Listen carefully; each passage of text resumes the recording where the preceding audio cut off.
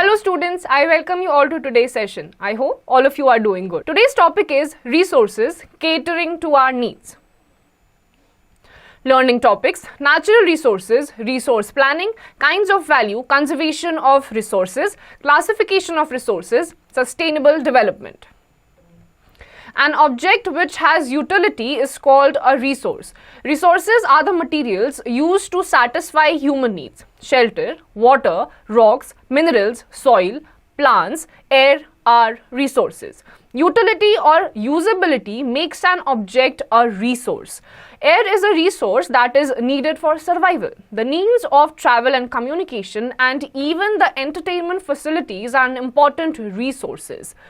We enjoy the beauty of mountains and deserts. All these are a part of our resources. तो जितनी भी चीज़ें आपके आसपास प्रेजेंट हैं जो आपकी नीड्स को केटर करती हैं, आपको जो चीज़ जब चाहिए होती हैं वो आपको मिल जाती हैं, जो आप यूज़ करते हैं अपने बेनिफिट्स के लिए, वो सारी आपकी रिसोर्सेज होती हैं. कुछ आपकी नेचुरल होती हैं, कुछ आपकी मैन मेड होती हैं जो आपकी नीड्स को टाइम टू टाइम केटर करती हैं. Natural resources. Our earth has a very large variety of rocks, minerals, soils, land, vegetation, animals, water, air and sunshine. These are useful to mankind. Therefore, these are resources. As the above mentioned resources are provided by nature, they are called natural resources. A lump of coal is a resource not because of its shape, color, composition or scarcity, but because it functions for satisfying a human need. Prehistoric man did not know its use, but to modern man it is a resource. Other than being used as a fuel, it is used in the production, etc. After being processed, not in raw form. तो आपकी अलग अलग type की जो चीज़ें आपके nature में present हैं जो आपकी नीड्स को केटर करती हैं. फॉर एग्जाम्पल लैंड है, डेजर्ट है, माउंटेन्स हैं, वाटर रिसोर्सेज हैं, ये सारी चीज़ें नेचुरल रिसोर्सेज हैं और आपके लिए अलग अलग टाइम पे आपकी नेसेसिटी को ये केटर करती हैं. फॉर एग्जाम्पल आपके बेसिक सर्वाइवल के लिए ऑक्सीजन जरूरी है जो आपको एयर से मिलता है, वो भी एक टाइप का नेचुरल रिसोर्स है. लेकिन काफ़ी सारे ऐसे भी नेचुरल रिसोर्सेज हैं. फॉर एग्जाम्पल कोल. पहले के जो एंशियंट टाइम था उस टाइम पे कोल को किस तरीके से यूज करा जाता है वो अर्ली मैन को नहीं पता था, तो वो एज अ रिसोर्स काउंटेबल नहीं था. बट आज का जो मॉडर्न जनरेशन का ह्यूमन बीइंग है, he knows how to transform coal into something which can be used by the humans. That is why it has become a natural resource but not in raw form after it has been processed.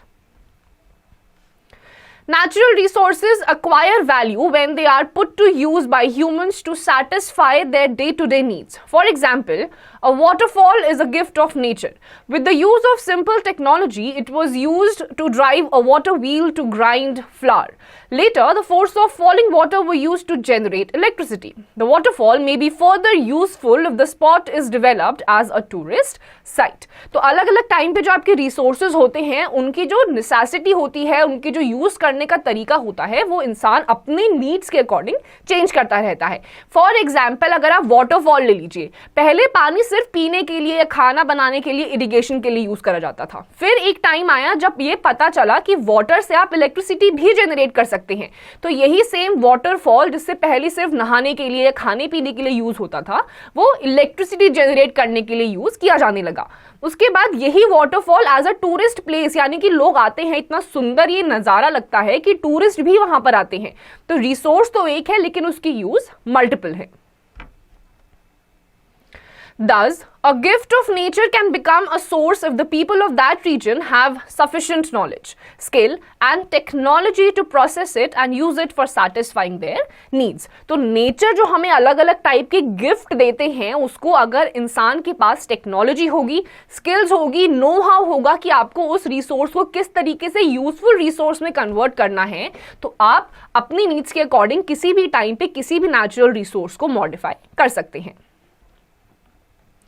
Human beings interact with nature through technology and create institutions to fulfill their needs. Gifts of nature such as air, water, soil, forests and minerals, as well as man-made creations such as building houses, transport, etc. are resources because they satisfy our needs.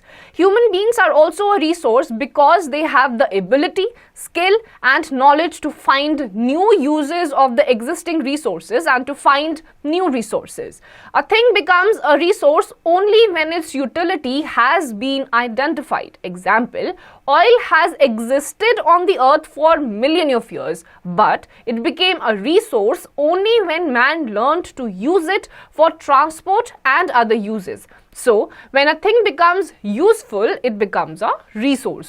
तो आपके जो अर्थ में बहुत सारे type के items present हैं, लेकिन वो चीज रिसोर्स तभी बनते हैं जब उसका यूज इंसान को पता चल जाता है, उसके बाद ही कोई भी एक चीज एक रिसोर्स की तरह फंक्शन करती है.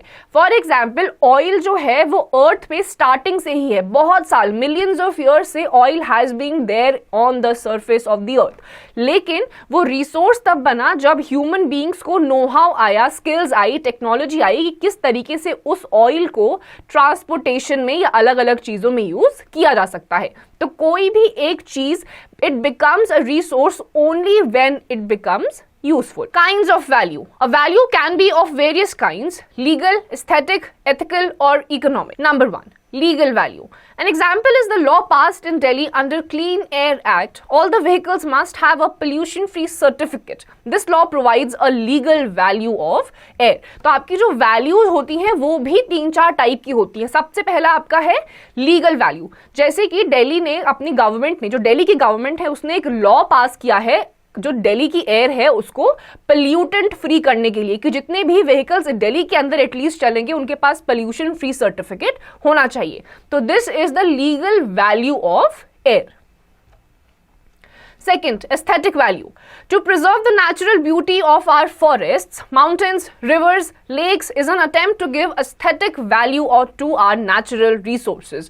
उसके बाद है aesthetic value, यानी कि किस तरीके से आपके natural resources aesthetic लग सकते हैं, सुंदर लग सकते हैं, किस तरीके से आपको उनको preserve करना है. आपके mountains है, deserts है, forests है, ये natural form में exist करते हैं, but इनको aesthetic दिखाने के लिए, सुंदर दिखाने के लिए time to time आपको किन तरीकों से, किन एक्टिविटी से उनको प्रिजर्व करना है, वो आपकी एस्थेटिक वैल्यू होती है. Number 3, ethical value. It is associated with moral values with human conduct and behaviour. Preserving national parks, forest resources, not over exploiting natural reserves is an ethical value.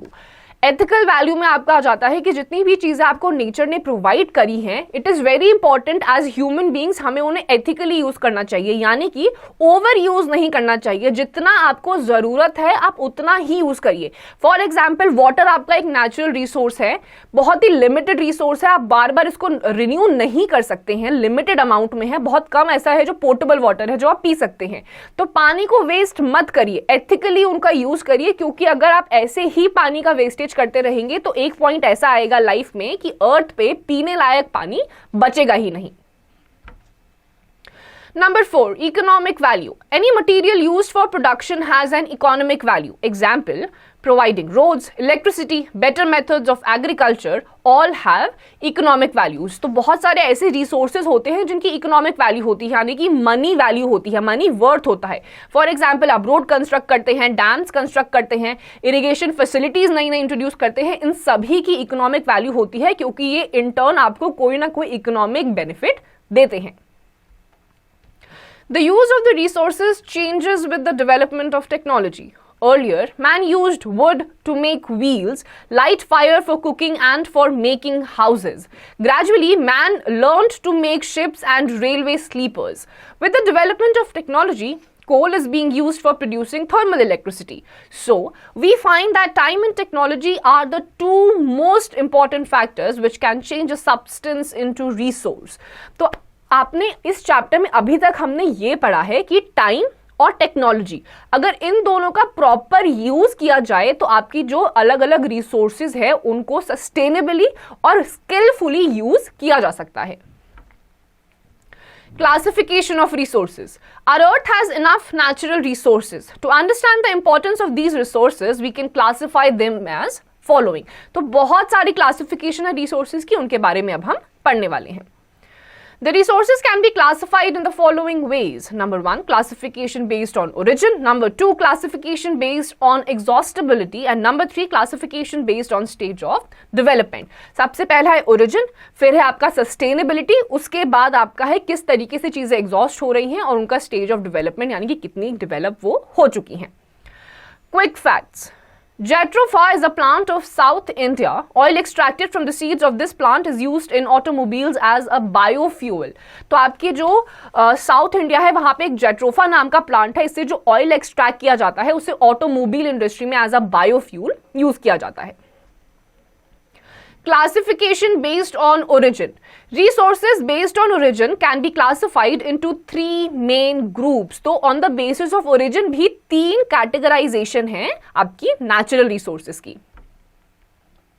Number 1, natural resources. Resources that we find in nature and can be used without much modifications are called natural resources. Example, air that we breathe, water, sunlight, minerals, forests and wildlife are given to us by nature and are called natural resources. पहला है आपका natural resources. ये वो resources होते हैं जो हम बिना किसी ज़्यादा या बिल्कुल zero modification के इन्हें as it is use करते हैं, जैसे कि water, एयर, सनलाइट जो आपको मिलती है, आप इनको चेंज नहीं कर सकते हैं. वाटर को कुछ एक्सटेंट तक प्योरीफाई कर सकते हैं, लेकिन एयर के साथ आप कोई भी छेड़छाड़ नहीं कर सकते. उसको भी आप प्योरीफाई कर सकते हैं या डिप्लीट कर सकते हैं, लेकिन हम यूजुअली जो सनलाइट होती है, एयर होता है, वाटर होता है, इसे बिना किसी मॉडिफिकेशन के यूज करते हैं. तो ये सारी आपकी नेचुरल रिसोर्सेज होती हैं. सेकेंड है आपका ह्यूमन रिसोर्स. ह्यूमन रिसोर्सेज में आपके वो रिसोर्सेज आते हैं जो ह्यूमन अपने टेक्नोलॉजी, अपनी नॉलेज, अपने स्किल्स के साथ जो नेचुरली अवेलेबल रिसोर्सेज होते हैं उनको यूजफुल रिसोर्सेज में कन्वर्ट कर देते हैं. तो इसको बोला जाता है human resource development.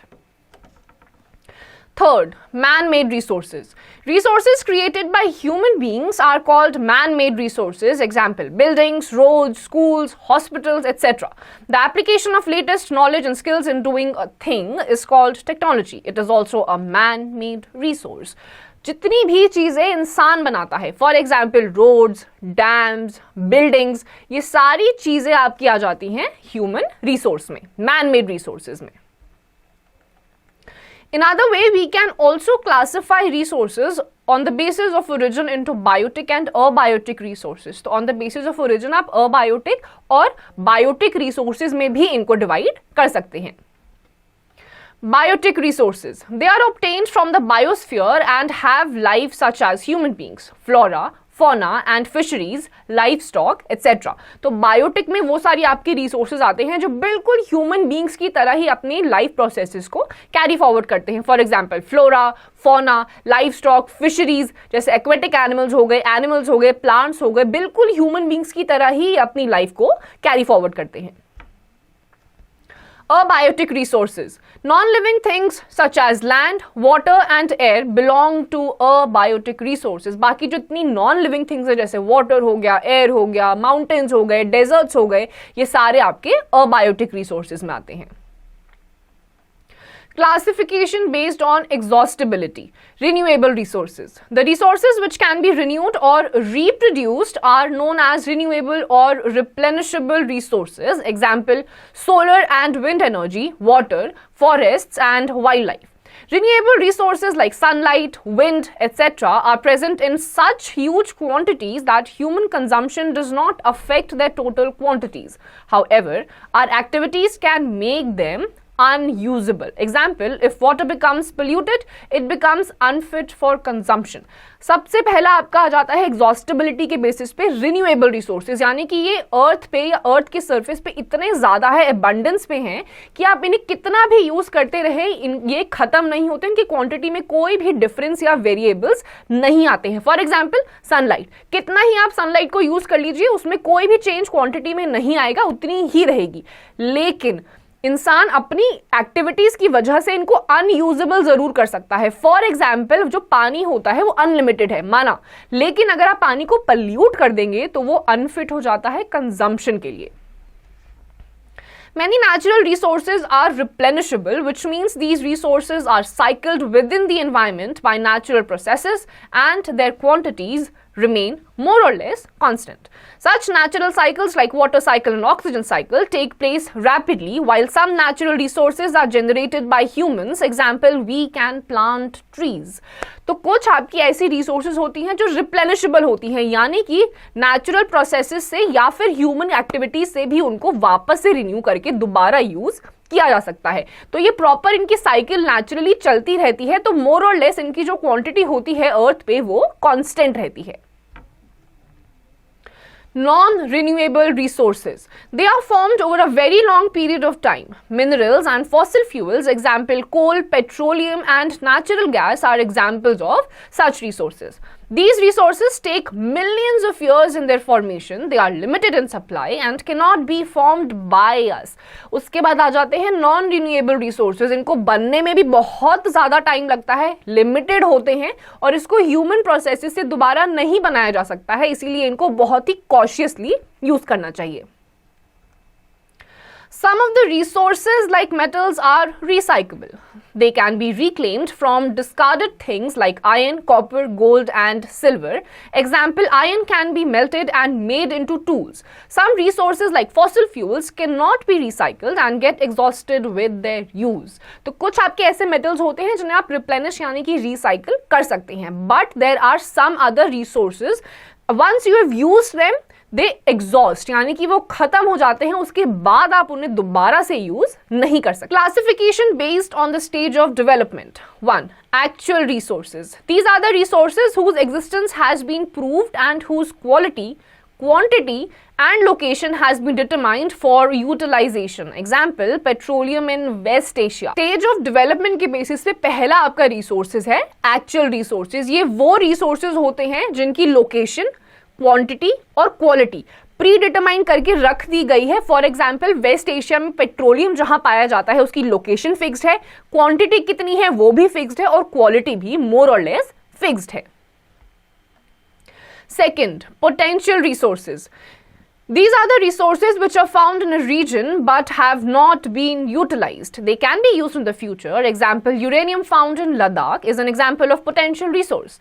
Solar and wind resources are potential resources. Rajasthan and Gujarat have enormous potential for the development of solar and wind energy. At present, the largest solar plant in India is located at Madhapur near Bhuj in Gujarat. The largest wind farm cluster is located at Nagarcoil in Tamil Nadu. Potential resources आपके वो resources होते हैं जो exist करते हैं लेकिन अब तक utilize नहीं किए गए हैं. For example, uranium found in Ladakh. Potential resources है यानी कि फिलहाल यूज नहीं करे गए हैं लेकिन near future में यूज किए जा सकते हैं. Third, reserve. These are the resources which can be put into use with the help of existing technology, but their use has not been started. They can be used in the future. Example, more rivers can be used for generating electricity. उसके बाद आपके आ जाते हैं reserves. Reserves वहां पे होते हैं जहां पे कुछ कुछ आपकी नेचुरल रिसोर्सेज प्रिजर्व करके रखी गई हैं, वहां पे एग्जिस्ट करती हैं, रेजर्वॉयर्स हैं लेकिन फिलहाल यूज नहीं कर रहे हैं लेकिन नियर फ्यूचर में उनको यूज किया जा सकता है. जैसे कि रिवर्स, जो रेजर्वॉयर्स होते हैं अलग अलग जहां पे बहुत सारा पानी इकट्ठा किया जाता है रिवर्स का, वो पानी फिलहाल बेशक यूज ना किया गया हो लेकिन नियर फ्यूचर में उसको यूज करा जा सकता है इलेक्ट्रिसिटी जनरेट करने के लिए. 4. Stocks. There are those reserves which have the potential to satisfy human needs, but we do not have appropriate technology to access it. उसके बाद आपके stocks आ जाते हैं जो exist करते हैं natural resources के form में, humans के लिए beneficial भी हो सकते हैं लेकिन humans के पास उसकी technology नहीं होती है कि उनको access किस तरीके से किया जाए. Resource planning. Resource planning means utilization of countries' resources for different development activities in accordance with national priorities. It consists of the following 3 components. Number 1, resource inventory. It includes surveying, mapping and measurement of characteristics and properties of resources. It is important to know the amount, quality and distribution along with their present state of utilization. सबसे पहला होता है आपका resource inventory. Inventory आपकी वो चीज होती है जिसमें आप मैपिंग करते हैं, मेजरमेंट करते हैं, क्वालिटी चेक करते हैं, क्वांटिटी चेक करते हैं, लोकेशन देखते हैं और उसकी पूरी एक आइटनरी बनाते हैं जिससे कि गवर्नमेंट को और सबके लिए कन्वीनियंट हो जाए ये देखना कि कौन सा रिसोर्स कहाँ पे प्रेजेंट है, कब तक सस्टेन किया जा सकता है, कितनी उसकी क्वांटिटी है और क्या क्वालिटी है. Second, evaluation. In this component, information of resource survey is examined against technology, economy, ecology and society to determine the possibility of development. Evaluation होता है जिसमें आपके जो भी natural resource के बारे में आपको पता चला है या फिर आप यूज करते आ रहे हैं, आप उसको evaluate करते हैं कि ये कब तक sustain हो सकता है, क्या इसकी quality है, किस तरीके से और अलग अलग directions में इसको यूज किया जा सकता है. Evaluation होती है. 3. Development. The third component is concerned with the activities necessary to convert the potential of a resource into a reality and actual use. तीसरा आपका आ जाता है development, यानी कि जो आपके potential resources होते हैं, आपके अलग अलग reservoirs होते हैं या फिर आपके live stocks होते हैं जो अब तक use नहीं करे गए हैं लेकिन उन्हें potential है कि वो human needs को satisfy कर सकता है, cater कर सकता है. तो development वाले part में उन्हीं resources को किस तरीके से technology और skills के साथ वापस से develop करा जाए उसका काम किया जाता है. Quick facts. The latest data available indicate that the world's oil resources will not last beyond the century. तो आपके latest data बताते हैं कि जो world's oil resources हैं, तेल के जो खादन हैं जितने भी हैं, वो 1 सेंचुरी से ज्यादा यानी कि 100 साल से ऊपर काम नहीं कर पाएंगे, खत्म हो जाएंगे. Conservation of resources. All resources should be used judicially or wisely. Not only do we need to assess them, we should also preserve and protect them, avoiding wastage. The wise use of resources by avoiding misuse is known as conservation of resources. जितने भी resources हैं, natural, renewable हो, non renewable हो, जैसे भी natural resources हैं, it is very important as human beings, as citizens of a country और human beings कि आप ये सारे के सारे रिसोर्सेज को जुडिशियसली, कॉन्शियसली और वाइजली यूज करें ताकि इनका एक्सप्लॉइटेशन ना हो. इसी पूरे प्रोसेस को बोला जाता है conservation of natural resources. It has been observed that developed countries use more resources than developing countries. Economic development leads to greater wealth and hence consumption levels step up. Increased population and the rising demand for material goods and comforts has already caused degradation of many valuable resources and extinction of certain species of plants, birds and animals. The quality of air, water and land has been affected badly because of misuse and overuse. In the name of development, man has exploited the available resources thoughtlessly and today his very own existence is under threat. तो ये देखा गया है कि as compared to the villagers जो city की population होती है, अर्बन पॉपुलेशन होती है, वो नेचुरल रिसोर्सेज का ज्यादा यूज करती है क्योंकि सिटीज में, स्टेट्स में, बड़े शहरों में पॉपुलेशन बढ़ती जा रही है, पॉपुलेशन बढ़ रही है, उनकी डिमांड्स बढ़ती जा रही है, स्टैंडर्ड ऑफ लिविंग बेटर होता जा रहा है. तो वहां पे सबसे ज्यादा नेचुरल रिसोर्सेज का यूज भी किया जाता है, प्लस नेगेटिव साइड पे उसका एक्सप्लॉइटेशन भी करा जाता है. इतना ज्यादा एक्सप्लॉइटेशन हो रहा है करंट सिनेरियो में कि आज की डेट में जो चीजें इंसान ने अपनी मतलब के लिए यूज करना शुरू किया था, अपनी फीजिबिलिटी के लिए, कन्वीनियंस के लिए, अब इंसान की जिंदगी ही खतरे पर आ चुकी है. Sustainable development. Sustainable economic development means development should take place without damaging the environment and development in the present should not destroy the ability of the future generations to meet their needs.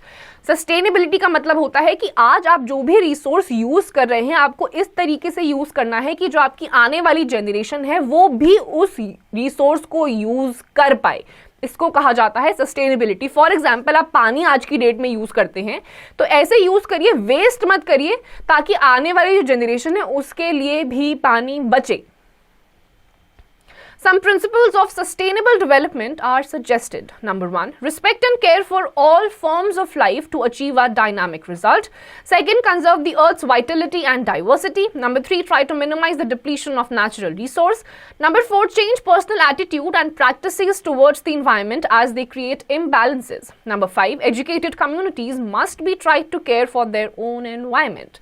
तो ये कुछ 4-5 measures हैं, अगर इनको हम ध्यान रखेंगे तो आप नेचुरल रिसोर्सेज को बहुत अच्छे से भी यूज कर पाएंगे अपने बेनिफिट्स के लिए और फ्यूचर जनरेशन के लिए सस्टेन भी कर पाएंगे. जितनी भी आपके आसपास चीजें मौजूद हैं उनकी रिस्पेक्ट करिए, जुडिशियसली यूज़ करिए, वाइजली यूज़ करिए, जितनी ज़रूरत है उतना ही यूज़ करिए।